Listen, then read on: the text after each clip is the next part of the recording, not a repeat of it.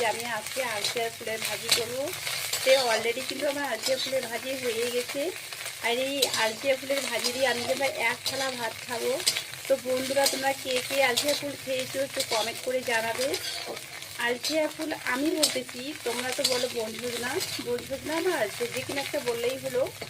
তো বন্ধুরা, এখানে কিন্তু ফুলের চেয়ে পেঁয়াজের সংখ্যাটা বেশি। কেন বলো তো বন্ধুরা, যেহেতু ফুল একদমই কম, 4টা ফুল, তাই পেঁয়াজটা একটু বেশি দিয়েছি। আর কাঁচা লঙ্কা, কালো জিরা ফুল দিয়েছি, আর কিছু না। পারলে তোমরা এখানে ডিম ভেঙে দিতে পারো, ডিম দিলে বেশি ভালো লাগে।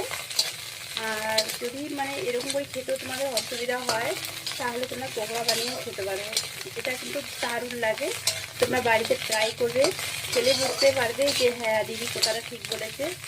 তোমরা তো দেখতেই পাচ্ছ আমি এখানে কি কি নিয়েছি।